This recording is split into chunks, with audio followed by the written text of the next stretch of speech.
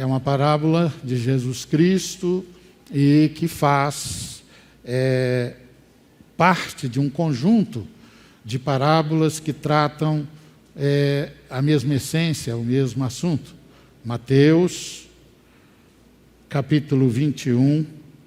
Aí, no capítulo 21, eu quero convidar a sua atenção para a leitura que farei dos versículos 28 a 32. Está escrito assim na eterna palavra do Senhor nosso Deus, em Mateus capítulo 21, versículos 28 a 32. O que acham? Havia um homem que tinha 2 filhos. Chegando o primeiro, disse: filho, vá trabalhar hoje na vinha. E este respondeu: não quero. Mas depois mudou de ideia e foi. O pai chegou ao outro filho e disse a mesma coisa. Ele respondeu: sim, senhor, mas não foi. Qual dos 2 fez a vontade do pai? O primeiro, responderam eles. Jesus lhes disse: digo a verdade, os publicanos e as prostitutas estão entrando antes de vocês no reino de Deus. Porque João veio mostrar o caminho da justiça e vocês não creram nele. Mas os publicanos e as prostitutas creram. E mesmo depois de verem isso, vocês não se arrependeram e creram nele. Jesus, chegado ao templo, todo o conjunto lá chamava templo, né? Enquanto ensinava, ele estava no pátio ensinando, acercaram-se dele. Para você estar fazendo essas coisas, quem é que te consentiu ensinar a palavra no pátio do templo? Eles estavam questionando Jesus isso. E estas pessoas aqui, queridos, mostram claramente, num contexto que Jesus achou necessário proferir essa parábola, mostram claramente que eles conheciam a palavra, eles eram religiosos, mas não estavam obedecendo a palavra. Eles não obedeciam a palavra. Então, exatamente por isso eles estão questionando Jesus, porque eles não viam a autoridade em Jesus, não sabiam quem Jesus de fato era. Eles eram leitores desatentos da palavra de Deus. Eles eram pessoas que não observavam os sinais.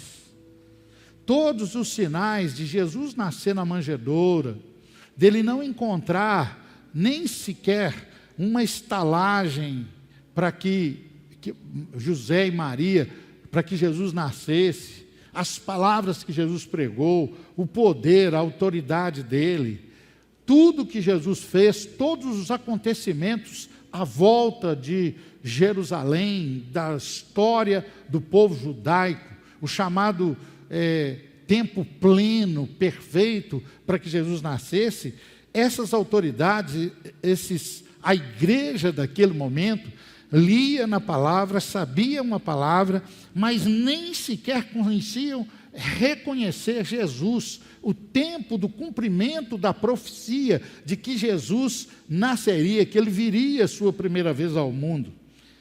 Eles eram leitores desatentos e pessoas que não obedeciam à palavra de Deus e que não observavam os acontecimentos à sua volta.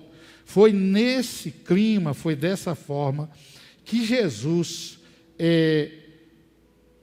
resolve proferir essa palavra para mostrar a eles que eles estavam desatentos, que eles estavam desconectados do que a Bíblia dizia, do que a Escritura, as profecias proferidas pelos profetas diziam de todos aqueles acontecimentos.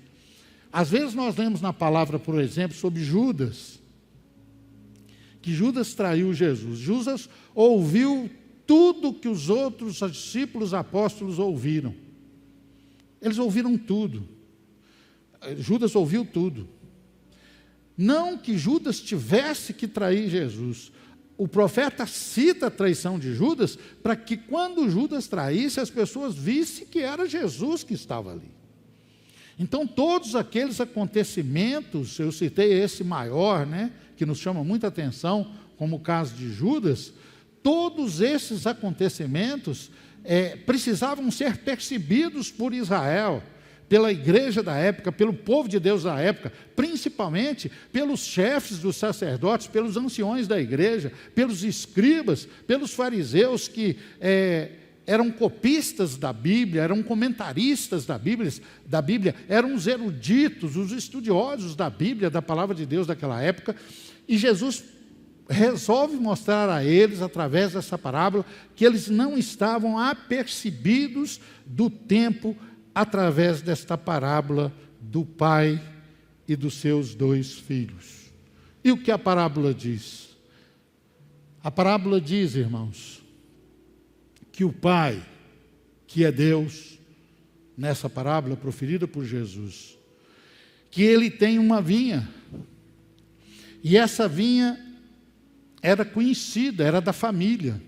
A forma que ele fala com os filhos mostra que a família, que as pessoas conheciam a vinha, que os filhos conheciam a vinha, que os filhos sabiam o trabalho da vinha, que os filhos sabiam o que era a vinha, o que a vinha produzia, o que a vinha significava na vida das pessoas daquela família. E ele tem 2 filhos, e ele se dirige aos seus filhos e fala para eles: vocês vão trabalhar na vinha, hoje vocês vão trabalhar na vinha. E a parábola, como nós acabamos de ler, ela diz que o primeiro filho, de forma educada, diz: sim, Senhor, eu vou trabalhar na vinha, de forma cortês. Mas diz-nos a palavra que ele não foi trabalhar. E também a resposta real, a resposta prática dele, ele disse: eu não vou. Ele disse que iria, foi educado, foi cortês, mas a sua prática, na realidade, ele disse: não vou, no seu coração. E este filho representa exatamente os chefes dos sacerdotes, os anciãos, representa exatamente a igreja, o povo de Deus daquela época. E Jesus fala assim: olha, vocês rejeitaram o ensino de João Batista.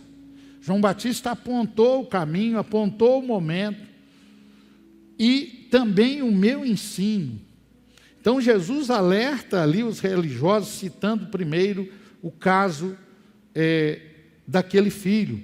E o segundo filho, também citado por Jesus, é para o alerta daquelas pessoas que deviam estar atentas, que deviam estar obedientes à palavra de Deus, porque o segundo filho fala assim, um disse eu vou, e na prática ele disse eu não vou. O outro disse eu vou, eu não quero, mas na prática ele foi trabalhar na vinha, e ele teria dito eu vou, no seu coração.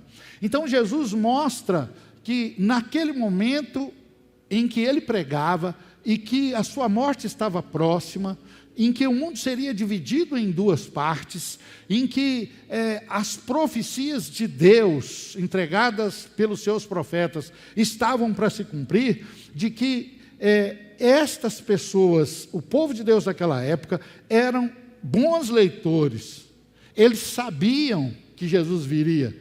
Eles sabiam que Deus havia parado de falar há 400 anos, já havia selado as profecias, de que a qualquer momento uma virgem conceberia e ela ficaria grávida pelo Espírito Santo. E Isaías detalhou tudo isso, o profeta Isaías, e que este era Jesus, este era o Salvador, e Jesus estava mostrando eles, através da vida destes 2 filhos, do dono da vinha, que o dono é Deus, os filhos é a igreja daquela época, e que é a igreja dos dias de hoje. Ao ler esse texto, queridos, durante essa semana. E comecei a correlacionar, a entender por que Jesus cita essa parábola, uma parábola sem muitos detalhes, que se separar das outras, se separar dos outros ensinos de Jesus, ela não é enfática, ela não é objetiva. Qual seria o tempo? Eu entendi, queridos, que nós estamos passando por uma situação semelhante a esta. A igreja, se nós observarmos as discussões que estão aí nas redes sociais, se nós observarmos as atitudes da grande mídia, que fala sobre esse momento da pandemia, sobre as crises de saúde, financeiras, a crise moral, política, social, a crise que a família, os valores da família está passando, a igreja de Jesus está com uma atitude parecida com o povo de Deus, com estes chefes dos sacerdotes, com estes anciões, os anciãos de Israel, que eram os líderes, com o povo daquela época. E Jesus então alerta eles que era necessário ter atenção à palavra, que era necessário entender o que Deus estava falando ao mundo através de João Batista e através dele, Jesus, que ensinava, estava lá ensinando naquela hora no templo, lá no pátio do templo. E nós precisamos hoje, como igreja, que somos, atentar para o que Deus está nos falando. Deus parou o mundo. No mundo inteiro, se você ver, eu não tenho visto muito, não acho muita vantagem, só estudo e leio o necessário para a minha função de pastor. Mas se o irmão ligar qualquer equipamento em qualquer reportagem no mundo inteiro, você vai ver do mais pobre ao mais rico, da pessoa menos conhecida à mais famosa, da pessoa mais pobre à mais rica, de máscara, com medo, isolada. É claro que vai ser mostrado as pessoas insensatas, que não fazem isolamento, que não fazem distanciamento, que não usam máscaras. Mas se você mostrar as pessoas entendidas, as pessoas que entendem o seu tempo, entendem o que nós estamos vivendo, entendem a ameaça que nós estamos tendo, entendem a variação científica que o vírus sofre, que hoje está alardeada pela mídia, dando voz aos cientistas, pessoas estarão no mesmo patamar. Agora, quantas pessoas estão com os ouvidos atentos, estão com os ouvidos aplicados para ouvir, para entender e para tomar a posição correta na presença de Deus, como nestes dias era necessário o povo de Deus saber. Jesus diz a eles que João pregou o arrependimento. Jesus também pregou o arrependimento. O âmago da mensagem de João Batista era: arrependei-vos, porque é chegado a vós o reino de Deus, é chegado a vós o governo de Deus. Jesus assume e recebe de João Batista o ministério, se submete à sucessão ministerial, mesmo sendo ele Jesus, e João Batista simplesmente um homem, profeta. Jesus era homem, mas vindo de Deus, era o segundo Adão. Ele recebe de João Batista o seu ministério e começa pregando a mesma mensagem: arrependei-vos, pois é chegado a vós o reino de Deus. Meus amados, uma das coisas que hoje precisamos como igreja na presença do Senhor é entender que Deus quer que nós nos arrependamos dos nossos pecados, que nós façamos um balanço da nossa vida. E na realidade, Jesus questionou o povo de Deus daquela época e hoje, creio, está nos questionando através da sua palavra, se nós estamos ouvindo, sabendo a vontade de Deus, como aqueles 2 filhos sabiam, e se nós estamos fazendo o que o dono da vinha, o que Deus Pai mandou que nós fizéssemos. E ele disse que os publicanos, que eram pessoas detestadas por Israel, porque eles eram judeus, e eles eram empregados de Roma para cobrar imposto, e a maioria deles cobravam impostos a mais para enriquecer, eram corruptos. E ele falou, olha, os publicanos e também as prostitutas, as meretrizes, que hoje estão aí querendo fazer lei para que isso seja respeitado, considerado uma profissão, mas naquela época não era assim.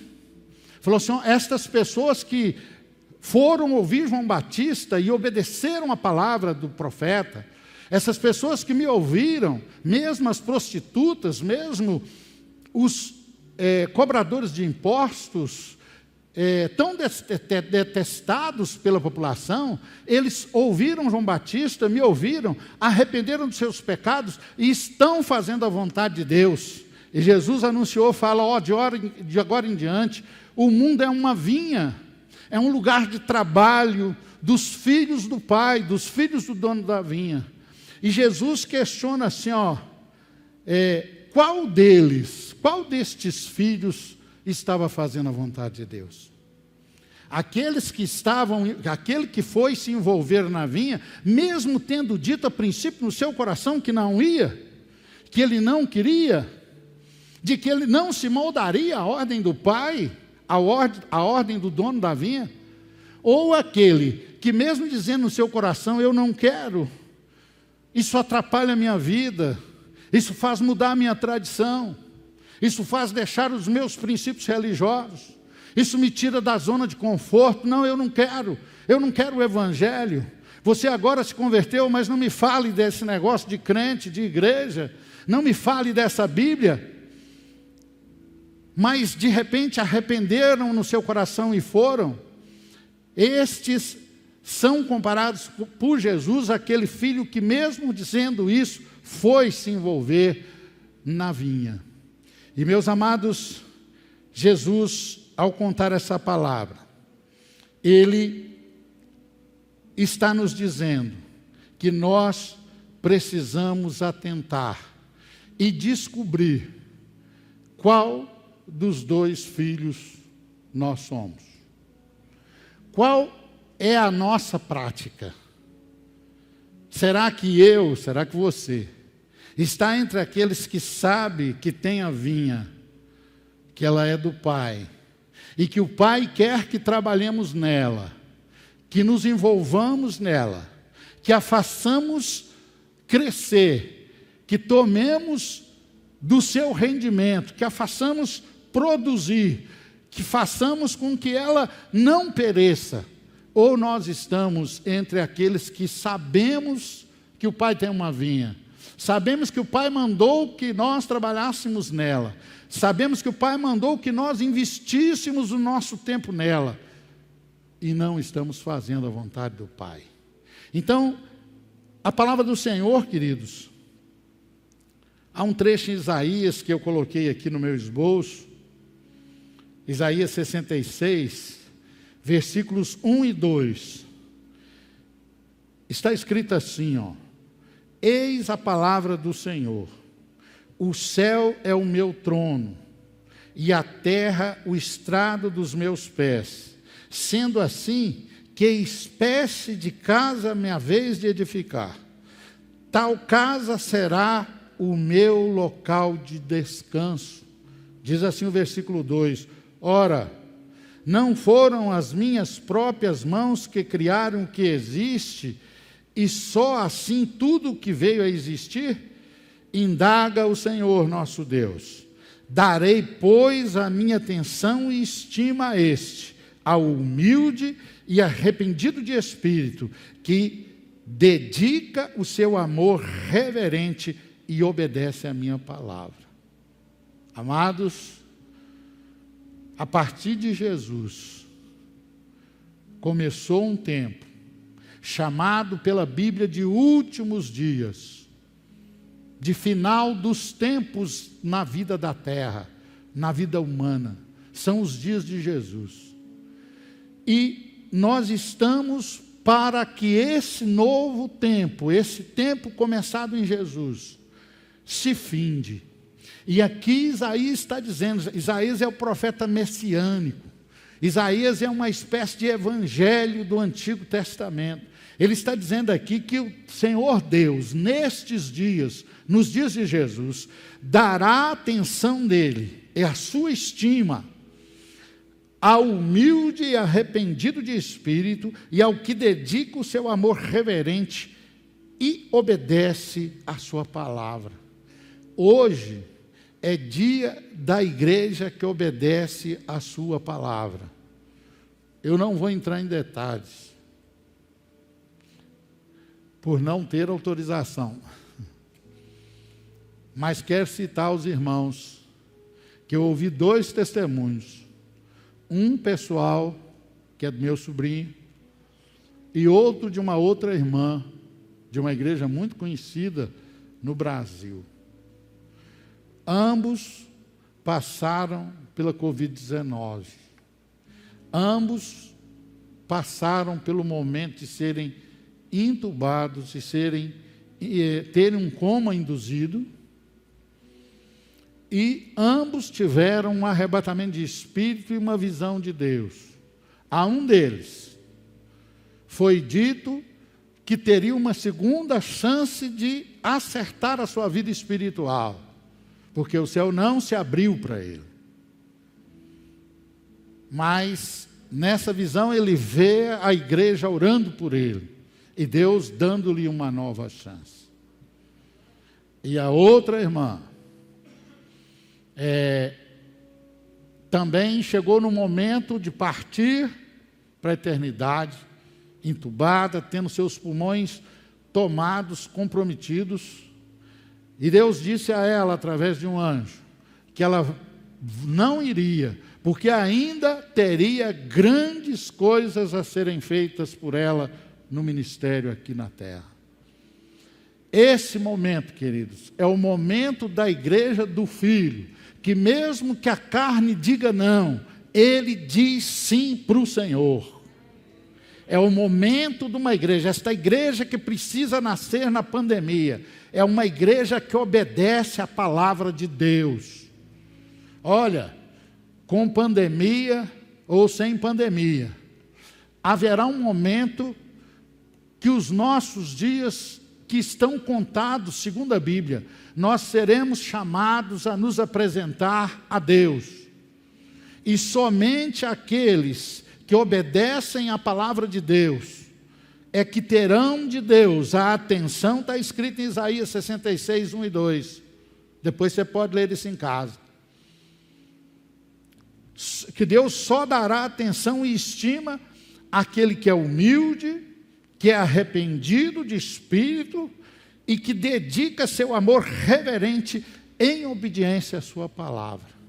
A igreja da agora, queridos, está sendo chamada, ela foi parada no mundo inteiro. E se Deus está falando, primeiro Ele fala à igreja. Já citei aqui algumas vezes, de que aquela mulher gentia, que Jesus vai operar um milagre na vida dela, vai estancar o seu fluxo, a sua hemorragia, e ela diz para ele assim, não é justo, Jesus disse, não é justo que eu tire da mesa e dê aos cachorrinhos. E ela diz, os cachorrinhos alimentam-se das migalhas que caem da mesa. Queridos, se Deus está falando, Ele está falando primeiramente à igreja. Ele está dizendo a cada um de nós que é momento de novidade de vida. É momento, a Bíblia é apresentada pelo profeta Amós como sendo um prumo. É o momento de pegar a palavra de Deus e colocá-la na nossa vida como prumo, para ver se está aprumada na palavra de Deus, se confere com a palavra de Deus. E nesta parábola Jesus apresenta duas igrejas. Jesus apresenta uma divisão entre o seu povo. Uma que sabe o que fazer, conhece a palavra de Deus, mas não é uma igreja obediente. E uma igreja que mesmo tendo lutas com a sua carne, com a sua incredulidade, mesmo tendo dificuldade de crer, de praticar a palavra, arrepende no seu coração, às vezes chegando até dizer não, mas vai trabalhar na vinha, mas obedece a palavra de Deus, mas conserta a sua vida, mas tem a sua vida voltada para a atenção que Deus promete dar ao que, com amor reverente, obedece a sua palavra. Queridos, o que Jesus quer saber é se nós estamos fazendo de verdade a sua vontade. Se nós estamos fazendo o que Ele pede, se nós estamos fazendo o que Ele nos ensinou. Será, queridos, que Jesus está olhando para nós e está nos dando a sua atenção? Será que nós estamos na vinha? Se você analisar a sua vida, você está na vinha? Você está fazendo a vontade de Deus? Ou você só sabe, você só conhece a vontade de Deus? Ou você só sabe que Deus tem uma vinha, que Deus tem um povo, que Deus tem uma igreja? Ela é a igreja de Jesus Cristo, e que esta igreja deve fazer a vontade de Deus, que essa igreja deve negar a si mesma, deve negar a sua própria vontade e optar-se pela vontade de Deus. Sentir no coração em trazer essa palavra à igreja que está aqui presente, à igreja que está pelo YouTube, para que nós venhamos a meditar. E eu deixo nessa parte final da minha palavra uma primeira colocação para que nós meditemos nela. Qual é o lugar do arrependimento na vida do crente? Qual é o lugar do arrependimento na minha vida, na sua vida? Será que é só uma vez quando nós nos convertemos? Será que é só em alguns momentos que alguns pecados são cometidos? Não, queridos. O lugar do arrependimento na vida do crente é um estilo de vida. Quem se envolve com a vinha, quem é igreja, quem é filho obediente, quem quer fazer a vontade de Deus, é preciso ter o arrependimento e deixar o pecado para alcançar a misericórdia, como está escrito em Provérbios 28, 13, como um estilo de vida, como uma forma de viver. É preciso a cada dia nós nos arrependermos dos nossos pecados e confessar os nossos pecados e voltarmos para Deus e fazermos plenamente a vontade de Deus.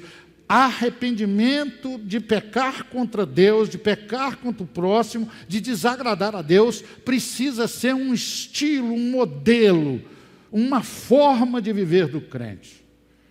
A outra colocação que quero fazer nessa parte final.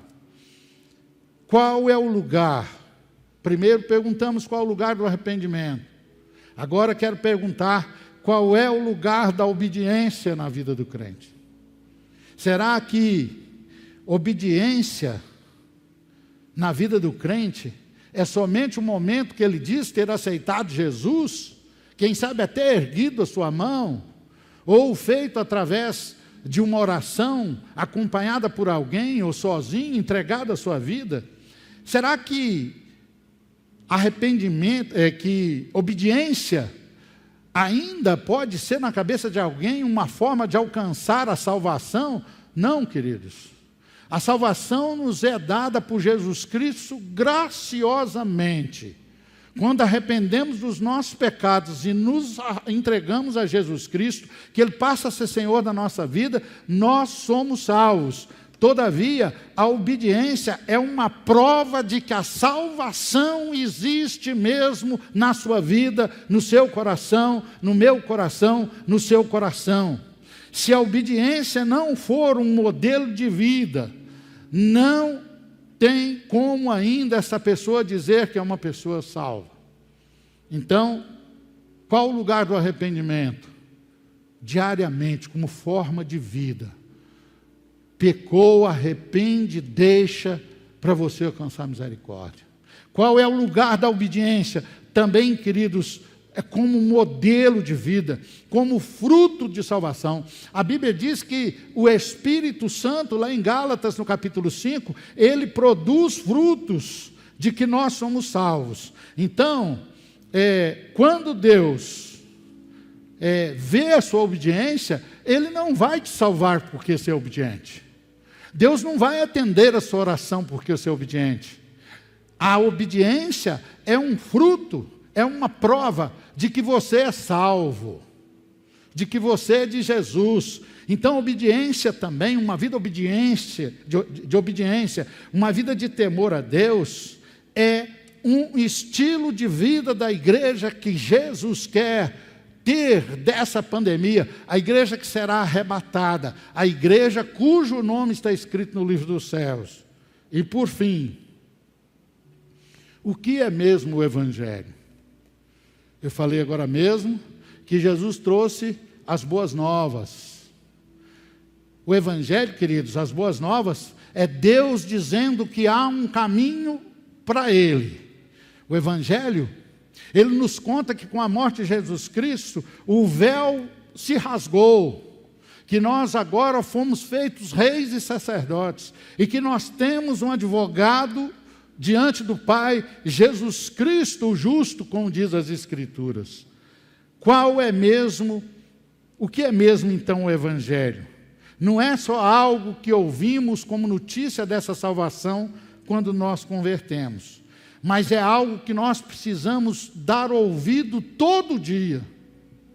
É algo que nós precisamos atentar todos os dias. Todo dia que você abrir a palavra de Deus, Deus tem algo novo para te dar sobre o Evangelho. Deus tem uma boa notícia para te dar sobre o Evangelho, sobre a vontade de Deus, sobre aquilo que Deus quer da sua vida, sobre aquilo que Deus quer da sua igreja. É algo, então, que nós precisamos ter em mente. O arrependimento é uma forma de vida do crente, do filho obediente, do filho envolvido com a vinha. Obediência também é uma forma de vida porque é resultado, é fruto daquele que se arrependeu e se tornou crente em Jesus Cristo, servo de Deus, pela misericórdia. E o Evangelho é algo essencial, é algo que alimenta. Não basta só o que você já sabe. Há uma mesa posta que você pode se servir dela. Deus tem coisas grandes, difíceis, profundas, que nós ainda não sabemos e que Ele quer nos revelar. Que nos está oculta. Muitas vezes essas coisas estão ocultas a nós, ao nosso entendimento, à nossa compreensão, mas Deus quer nos revelar. Então o Evangelho é algo essencial, fundamental e básico para a vida do crente em Jesus Cristo até chegarmos à eternidade. Na realidade, queridos, arrepender dos nossos pecados e procurar o caminho da justiça foi pregado por João, foi pregado por Jesus, e Deus tem coisas grandes para nos revelar nestas verdades. Ouvir a palavra de Deus e praticar essa palavra é o que Deus quer da igreja ao pará-la nessa pandemia. O que nós estamos fazendo importa para Deus, queridos. Não é só aceitar Jesus e dizer que é crente, não. O que nós estamos fazendo importa para Deus. São frutos da salvação na nossa vida. E a Bíblia diz que a árvore boa dá bom fruto. Que coisa gostosa. Já deve ter te ocorrido. Me ocorreu muitas vezes, enquanto eu dava aula.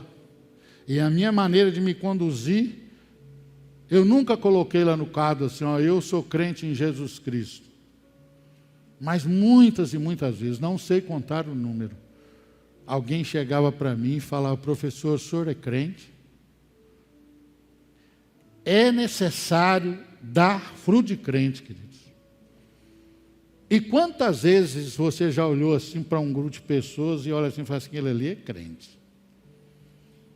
E dali a pouco você dá um jeitinho de conversar, de chegar perto, e houve uma testificação.